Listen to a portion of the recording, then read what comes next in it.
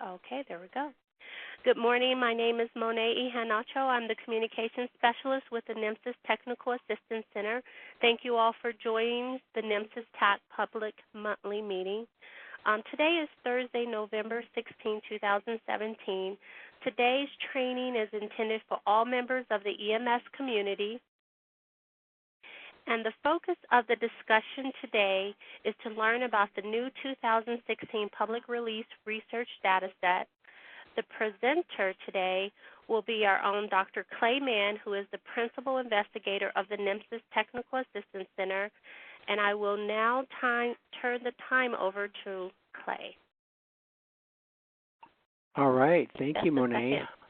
I don't see your icon. Give me just a second here. Okay. All right, there we go. I'm going to share my screen. Okay, super. Let me bring up just a quick little slide presentation I have here that I wanted to work through. And it didn't open to the right slide. It's just perfect. So let me move through some slides here. I apologize. It really is my really honor to talk about the annual database that NEMSIS provides, because it really is an incredible resource that's been used by a number of people. But I don't think it's utilized as much as it potentially could be, because it does seem overwhelming. It's very large. It's somewhat complex if you don't understand the structure of the data set. So I'm hoping on this call that we can work through just some of the attributes of how the data set is used, what it can be used for, what are the limitations associated with it. And while I'm talking, I would love to have any kind of questions you have. If you're an EMS provider or a member of the public who may be interested in the data, please feel free to ask what could you look at with this data. If you're a state and you have people requesting the opportunity to utilize the data, I'd love to answer any questions you have about how they might access, national data to compare to state data. Any possible questions you have, please feel free to ask them while we're on the call. So I'm going to go ahead and move forward. So before I even talk about the NEMSIS Dataset, the National Public Use Dataset, I want to just make sure that people have a good understanding of what kind of happens across the country in regards to healthcare data sets. There's one important attribute of how most data sets are put together that really sets the NEMSIS data set apart, and that is the fact that for the most part, national data sets are weighted. So here's an example of two national data sets that are really used a lot by researchers. One is the HCUP inpatient sample, and one is the CDC's National Electronic Injury Surveillance System, or NICE. These are great examples of data sets that are available. Lots of epidemiologists and researchers use these data sets, but they actually weight their patients. So let me describe that a little bit. So if you look at the description under the overview of the national inpatient sample, you'll see that what they really do is they capture information on 7 million patients, and then they weight it to represent 35 million patients. And so what they do is they choose attributes of a patient or attributes of a hospital stay, and then they make a single patient represent that has certain attributes related to that, and they weight that patient to represent more patients. So it's a way they modify the data for all those 7 million patients with this new weighted value that supposedly, and it does a pretty good job, represents a larger population. So it's a little bit, it's problematic mostly because if you want to look at something that an element hasn't been weighted on, you're kind of out of luck. So here's a good example from the CDC injury surveillance system. So the NICE system, as you can read down here, is also weighted. And then here's the things they weight. Each each patient that comes into a participating emergency department with an injury, their values that they abstract for the medical record for those patients are weighted on these values. So if you want to ask a question in NICE about injuries showing up at the ED that aren't related to any of these variables you see at the bottom of your screen, you're really out of luck. So weighted samples they're efficient, they're less expensive, but they really limit what you have the ability to look at. So NEMSIS, of course, has taken a really different view than that. We don't like just probabilistically choose agencies across the country to send data to the national registry and no one else has to, and then we take their data and weight it. We take a much different view where we're trying to gain what's called a complete census, right? So we'd love to have data on every single EMS activation that occurs in the country. The value of that, of course, is you've got this true data set that really represents what's actually happening in the United States, and you can look at anything of interest with the data set. So it really is a unique aspect of what we're attempting to do. And then, of course, the other incredibly valuable part of NEMSIS is that data is sent via web services. So once a record's closed in the field, it goes to the state repository, and some of that data comes to the national repository. And we really have a data set that's really close to being up to date, right? So you don't look for a HCUP data set that's a year old or 2 years old, and the same with the NICE. It's really data that's up to date. So with that little bit of a background, let's just talk about the public data set. So we have had a public data set since 2009. And what happens, of course, is that we just aggregate all of the EMS activations that have been sent to us over the year. And then we aggregate that data, remove some elements. We'll talk about that so that the confidentiality of the data we receive is protected and ensured. And then we provide that data set out for people to utilize to answer questions, whether they be research questions or performance questions or just daily procedure questions. You could answer those with the public data set. And as you can see, really the data set really almost occurred at the same time that NEMSIS was originated. So NEMSIS collected its first data in 2006. It was 300,000 records for the total year from 3 states. But you can see we grew very quickly in those early years.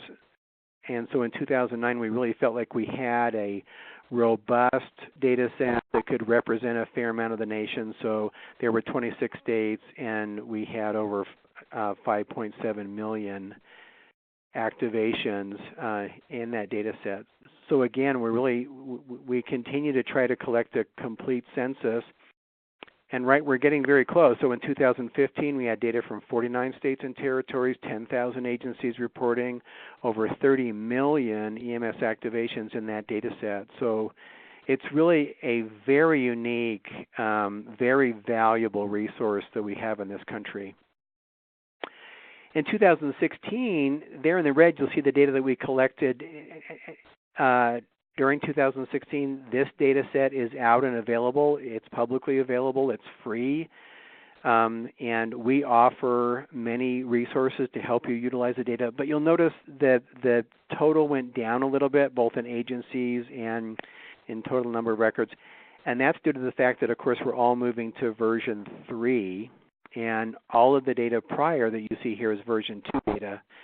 So actually for 2016, we actually took, as you can see there in the red, over 2 million records that were actually version 3 collected in 2016. We migrated those, or kind of downgraded that data to a version 2 and then added it into the 29.9 million total. So that's how we came up with that number. 2017 data set will probably be much smaller than this because we're just going to do only version 3 data. And of course, we have 30 states that have moved to version 3. but that's much less than 49. So but that will grow. That will grow. Excuse me, Clay. Can you take a Yeah. second and let a few more folks onto the call today? Oh, sure. Thank you. Oh, I'm not receiving any request to add people to the call. Yes, I'll watch that. Yeah, thank you. So, so let's talk about how that data is organized. So if we just sent you a data set, a flat file, they call it, that just had rows and columns like an Excel spreadsheet, you'd have over 30 million rows, and you'd have hundreds of columns. It would just be Excel couldn't handle it, for example. So the way we provide the data is in 19 tables, and we call them relational because there's a primary key that's been assigned to every single activation, and that resides in every table. So for example, if you were interested in looking at cardiac arrest, you could pick and choose variables out of these different relational tables, and then using the primary key, because all the tables have the same key for the same EMS activation, you could just say, bring over all these elements based on this primary key, say it's only cardiac arrest, and put that in a flat file for me. And so that's kind of why we use relational tables. It's much easier to kind of look at all the data rather than trying to look at one big flat file. And you can parse off data that you want to use and then put it into a flat file to use it in SAS or Stata or any other statistical package, or even Excel if you want to. We collect a number of elements from each of the states. We don't collect all the data that comes from the states. And we do withhold 9 elements that don't go out in the public data set because they're somewhat identifiable. We'll talk about that. I'll show you that in just a moment. And then we compute a number of other elements just to help you as an interested party. For example, we take all the times for EMS, and we develop elapsed times, popular elapsed times like scene time, transport time. But the data is cleaned before you get it. Let's talk about a number of issues related to that. So I'm going to close this for just a minute and go to the website here. See if I can bring up the website. So let's just go to where you would potentially access the data. So if you're on the NEMSIS website, nemsis.org, just go to Using EMS Data, Request Research Data, and then this will open up to a page that offers you lots of resources. I'm just going to look at one right now where we're talking about what elements are available in the public release data set. If you click right here, it will give you a list of those elements that are available. Those that appear in green are the variables that you will receive. Those that appear in yellow are elements that we hold back, right? So you don't get to know the agency number. You don't get to know a national provider identifier, what software created this record, what is the name of the EMS agency.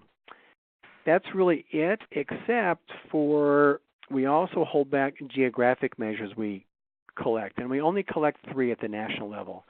So we have the agency zip code, we have the call zip code, so the incident zip code, and then we have the patient's home zip code. We also hold those back so that really the data set becomes completely stripped of any way to identify a provider, an EMS agency, a patient, a receiving hospital, or even a state, a geographic measure all the way up to a state.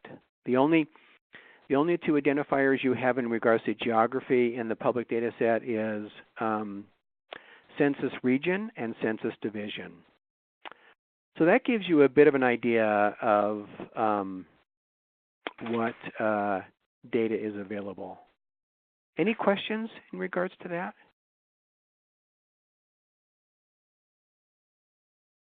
Okay. Well, let's talk a little bit about, so as you might imagine, we get lots of requests for data that they really would like to know geographic values, for example, or they'd really like to be able to just look at certain agencies or at certain states. So how do we help them do that if we can't release that data due to our data use agreements with states? Well, we're able to make use of what's called the Hipaa de-identification clause. And basically what it allows you to do is statistically manipulate the data in a way that provides you with proxy measures that will allow you to answer the questions that they're requesting. So there's three ways to do that. One is to group values into a blinded element. We'll talk about an example of that. So say somebody's interested in looking at states' current policies on naloxone administration. Well, if someone approaches us and they have like two groups of states, well, we won't give you the name of the states, but we maybe will build you a new. I'm getting an indication that people want to join, but I don't see a way to do that. So I apologize. I'll look. Just one quick moment. I'll look to see if there's any below. Nope, I'm not receiving any indication to have people join. Sorry about that. So back to the slide. Sorry. So with that example, we could just provide them with a new element. We won't release the names of states to look at differences in naloxone regulations, but we'll give them a new element with a primary key that allows them to join it to the public data set and say we will just group the EMS activations with this element into two groups, states A and states B, and so they have the ability to run their test, but they don't know which value belongs to which state would be a good example of that. We can also replace a protected element, one that we hold back with a surrogate. I'll talk about an example of that. And as a last resort, if there's really no way for us to do either of those two, a researcher can really approach us and have us do any kind of linkage or bringing together data and making the data set fit their exact question, but then send the data back to them with all of the identifiers removed. So I'll show you an example of that as well. So I'm going to just move out of the formal presentation mode for just a minute. I'm going to bring this up, and I want to be able to blow up these examples. So here's a couple of the examples of what I'm talking about. So here's a paper that was published in Pre-Hospital Emergency Care that was done by investigators at the University of California, San Francisco. They wanted to look at how close EMS activations occur to home for different types of calls. And so they, of course, wanted to know zip codes. We want to know the patient's home zip code, and then we want to know the incident home zip code and what the call was about. We're going to do this really cool study. Well, we told them we can't release zip codes, but what we could release is the distance between two zip codes. So we calculated the distance between all combinations of zip codes in the NEMSIS dataset and gave that to them in a new element. So they just have a length, right? That it's 13.4 miles, right? And they just had all those mileages. They don't know which zip code started, which one ended, and then they associated that with purposes of calls or requests for calls. So you can see it's really kind of easy to see by age group. You know, most motor vehicle crashes occur far from home. This 0 point in this target graph represents home. So motor vehicle crashes, they occur far from home. MCIs occur far from home. Industrial accidents, heat and cold exposure. But really some cool stuff was kind of discovered here. For example, electrocutions. Most electrocutions to the 18 to 64 age occur away from home, but you can see for the younger age groups and for the older age groups, really most electrocutions occur at home or very close to home. So really kind of an interesting study that allows you to maybe look at your call volume as an EMS agency and what you see often, and maybe where you may want to place trucks.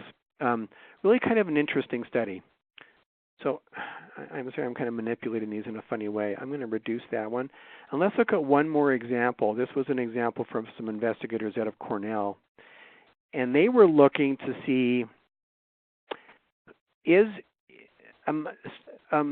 so bystander help. So how likely is it that if you're in an emergency situation and you need help, someone's going to offer you some help prior to EMS arrival? And we want to look at that by race and by socioeconomic status and by kind of the density of one of their hypotheses was that if it's a very dense area, someone's more likely to see you need help and will help you versus a rural area or a frontier area. So here again, they wanted to know where it happened. They wanted to know the urbanicity of the zip code, which we have. But they also wanted census data, right? They wanted to be able to look at what locations where those zip codes were socially disadvantaged or not disadvantaged. And so we were able to take the data. So this is an example where we took their hypothesis. We have the zip codes. We got the U.S. Census data. We assigned the census data to every record, every EMS activation, and then removed the zip codes, and they were able to do their study. So here they found, of course, you can see here, this is the probability of receiving prior aid, which I'll just mention is very, very low. But even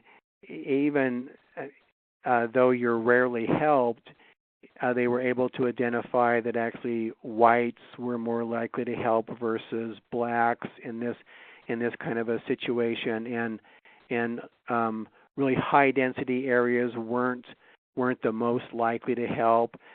And the social disadvantage piece was really kind of interesting. This appeared in the American Journal of Public Health. If you're socially disadvantaged, you're less likely to help.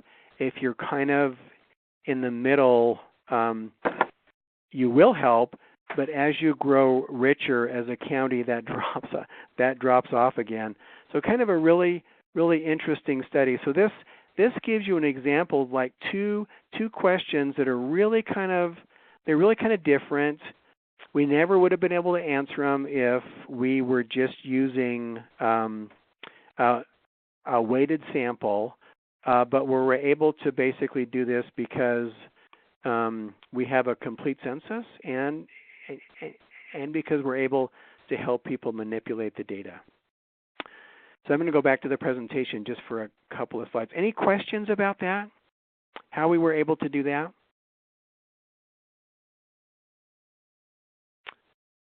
Okay, so let me just go through a couple of additional slides here. So if you have a question or someone comes to you with a question and wants to know if EMS can answer this question, if NEMSIS can answer this question, you can, at the location I showed you, pull up what elements we have. But I also wanted to mention to you that we have other elements that we can connect to each activation in that NEMSIS data set to allow the breadth of questions that can be answered to greatly increase, right? So I showed you an indication where we took incident locations and associated those with census data. We can take geographic measures and associate those with what's called healthy county data. That has all kinds of like mental health variables and how many liquor stores are in counties, how many gun shops, all kinds of information that can be used for very interesting questions. And then, as I mentioned, we have calculated the distance between every single incident zip code and hospital zip code and patient home zip code. in two formats. So Euclidean distance between two sites is like as the crow flies, right? So maybe helicopter, air medical distance. And network distance is like the distance that you see if you use a GPS to get to a location, right? So it takes into account, stop signs and the time that it would take you if you were traveling on major roads. So we have those values for every combination of zip codes found in the NEMSIS data. We have weather data, so if you want to look at snowy days versus sunny days, if you want to look at certain hospitals, we have catchment area data, so you can identify which agencies are in which hospital county catchment. We have that. We won't share that with you because that would identify agencies, but we can actually provide you all the records associated with a University of Utah hospital, all the records associated with that area. So those are the type of additional data that we routinely connect to the NEMSIS data. So, Kate, before I move into looking at specific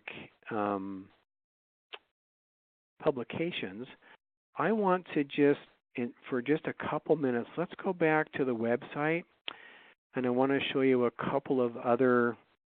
So again, here, if I just start at the opening page of nemsis.org to find to request the research data, just go to Using EMS Data. I go down here, and this will open up the page where I request it. I just want to show you a couple of other really great resources that are available here to help you use the NEMSIS data.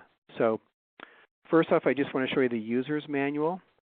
So this is a really lengthy user's manual, but it's by purpose, right? So I'm just going to go through just some of the quick highlights of this. The user's manual, first, kind of importantly, is it will walk you through really kind of what are the particulars of the NEMSIS data set. So one thing that people don't often realize when they first try to use this data is this isn't like a data set or a registry of patients.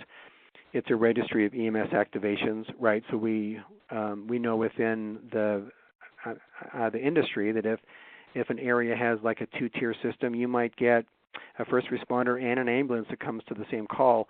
Both of those will submit a patient care record to our registry, and so we will have two records for a single patient. So it really is based on EMS activations. There's a number of other things you can look at here. People need to realize that the data set is large, right? So if once we send you a compressed disk with the data, you're going to have a lot of gigabytes available to hold the data. Even though it is in relational tables, it will take up a fair amount of space. We have here for folks to look at kind of a list of publications that have come out of NEMSIS using NEMSIS data. There's not a journal on the planet in regards to prestige that we haven't been able to publish in. We have publications in JAMA, in New England Journal of Medicine. So really the data set is well accepted in journals. Here you'll see what variables are available to you, what variables we hold back, and we just talked about this. And then also helpful, we have a lot of pages here where we define our 400 kind of business rules and what we do to modify or not modify the data if that rule is violated. So say you're very interested in looking at a topic, pregnancy, for example. Well, it might be interesting for you to find out, well, what does an NEMSIS TAC do if they come across a record where a male has been indicated to be pregnant, right? So somewhere there's a problem in the data. Do we just remove that case? Do we change male to female? Do we remove the pregnancy indication? You could go through the rules here and find out all of those issues, and I think, I thought I could find the pregnancy quick, but it's a big list. And then just finally, I'll mention the other real value of this is that the NESMSO Data Managers Council did a great job of developing an extended data dictionary for NEMSIS. So if you'll know in the actual dictionary for NEMSIS, the definition for values is really truncated.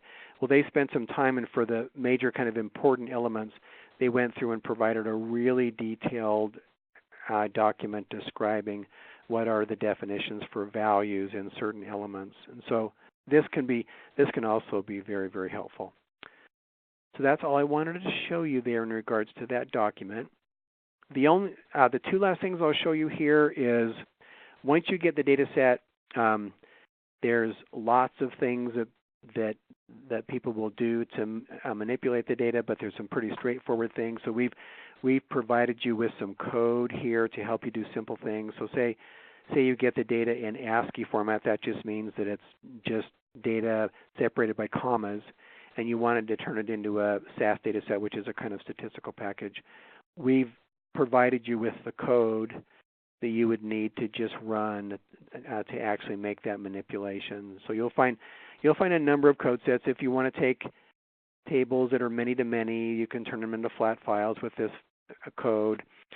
A many-to-many file would be, a patient receives a medication, and then for each medication we have, did it work?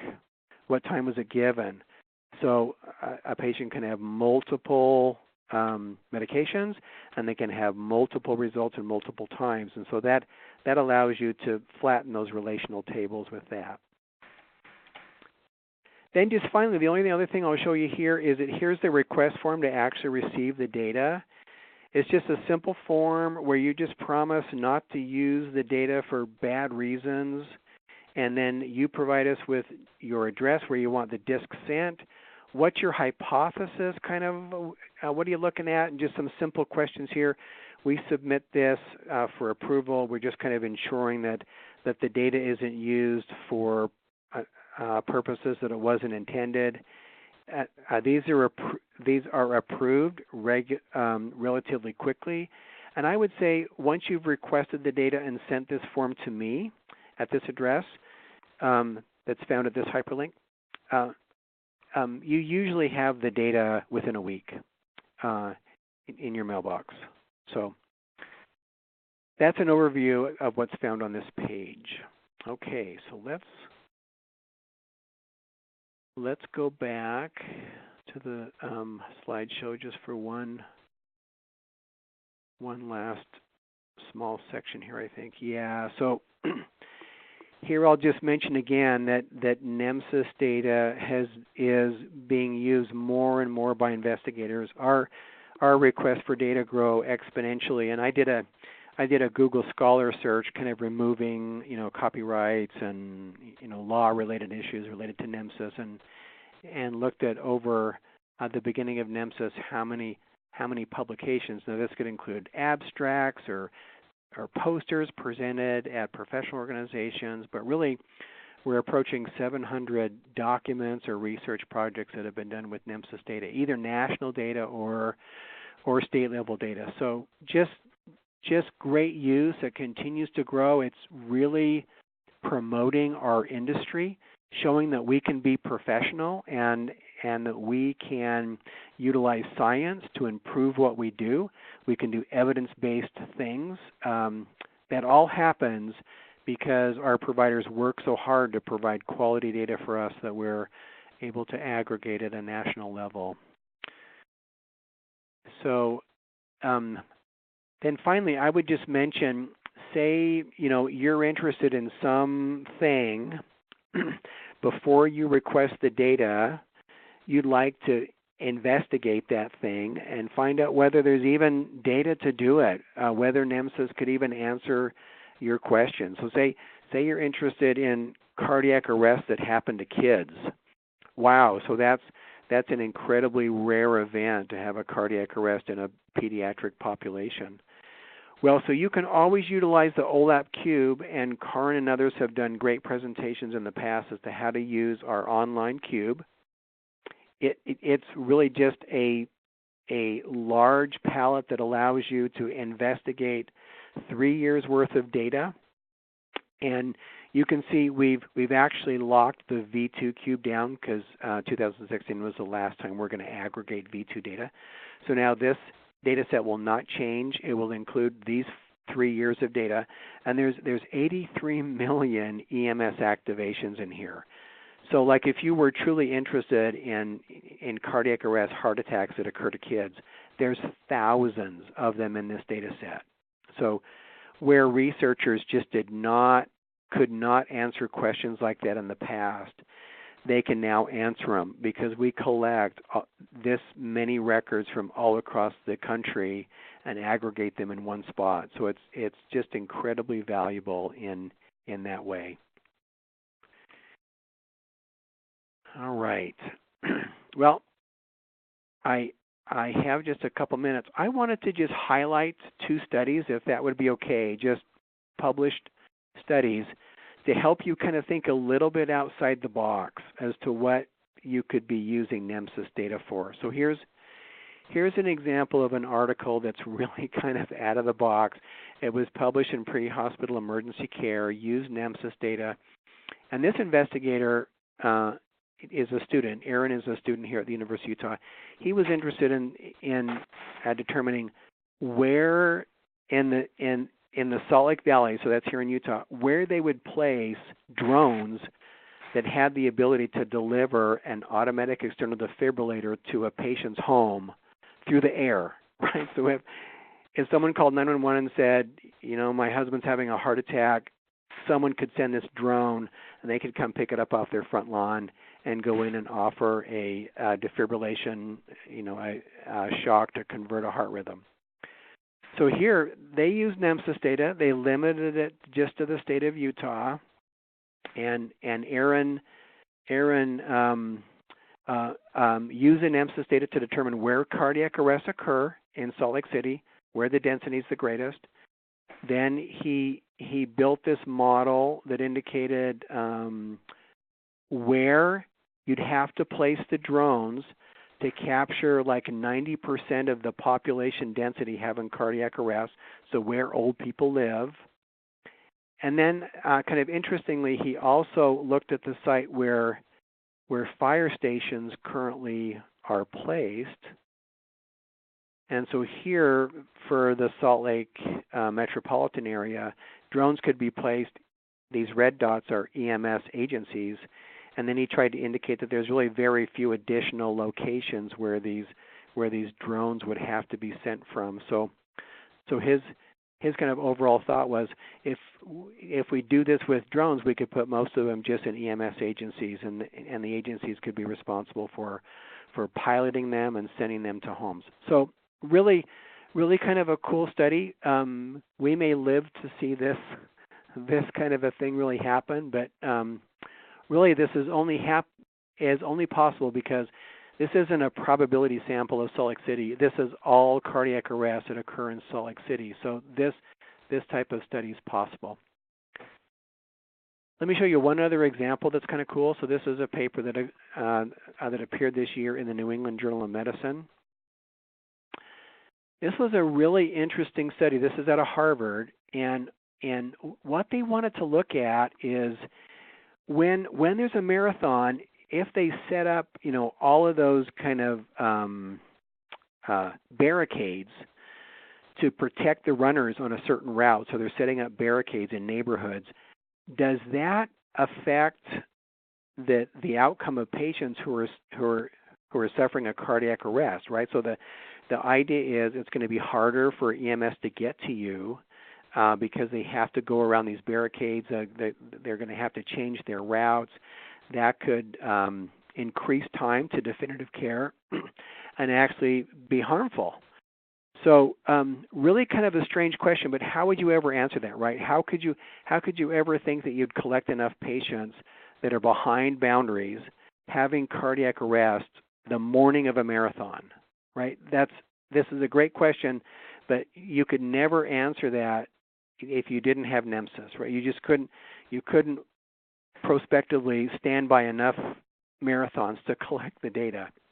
but they use NEMSIS data, and they collected it to, or they connected it to long-term outcomes using CMS data, and using 11 marathons across the United States over 7 years, they collected 1,145 cardiac arrests behind the barricades, and then they compared their survival rate using CMS data. So once they got to the hospital, did they die in the field, or did they live in the hospital or expire?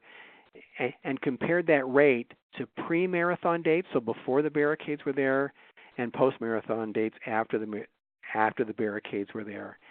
And really interestingly enough, I'll just show you just one of the charts here. So here's the adjusted 30-day mortality for weeks in that person's neighborhood, for weeks before the marathon, on the marathon date, and then in the same neighborhoods after the marathon date. So, and here were control hospitals that weren't receiving marathon patients, but in the same,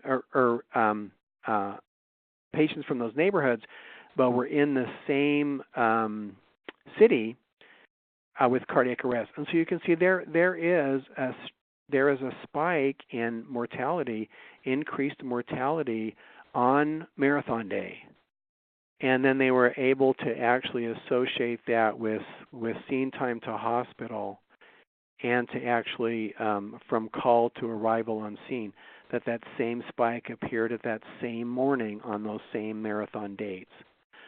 So I only want to show these examples to you just to make the point that there is so much that can be done with this NEMSIS data because of how we have chosen to structure the NEMSIS data set as a full census.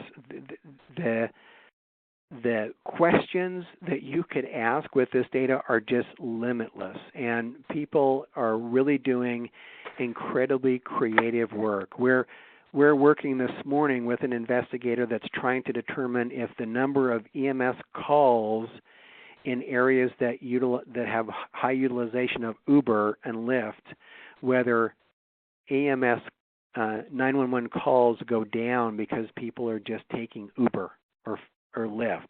So really, really incredibly interesting questions that affect our industry, and all really can be used with some great clarity using NEMSIS. So I'm just going to stop right there and ask if there are other questions regarding the NEMSIS public data set.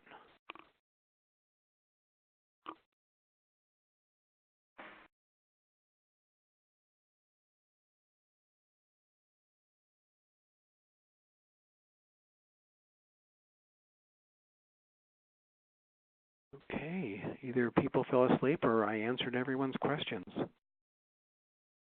All right, Monet, I will turn it back over to you. All right, thank you so much. Hey, we had a new participant, Ms. Martha Lopez. Are you on the line? Did you have a call that you wanted us to try and address today, since you called on yesterday about some specific data requests? Well, this was very helpful, and it really helps out a lot, and I'm very interested in the cardiac arrest data. I am in Orlando, but I'm interested in data for a specific area, and also nationally as it relates to in Orlando with all ages, but nationally pediatric cases.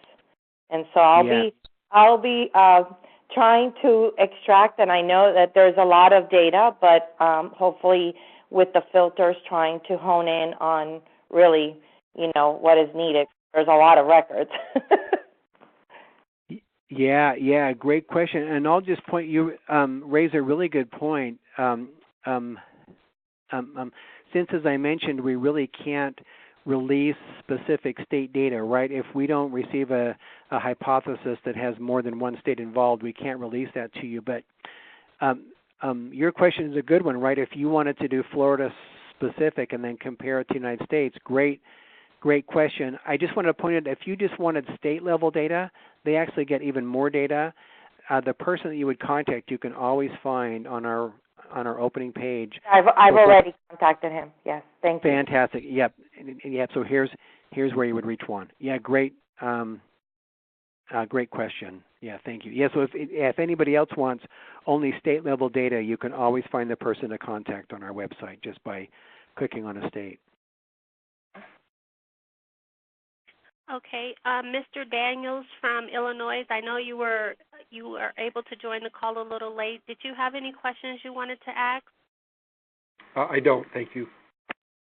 Okay, and we apologize, but we learned something as well, that the browsers sometimes cause issues with folks joining the call. If there are no other questions, this recording will be available. I will publish some additional information on our Facebook page as a result of the call. Thank you all for joining. We appreciate your participation. Keep in mind that we are open to ideas for trainings for both the public level as well as the state level, and so you can reach out to any of us. Just go to our staff contact page and just send us a request, and we'll be happy to make that a request a consideration for our next training. Thank you so much, and everyone have a great day. Fantastic. Thank you. Thank you.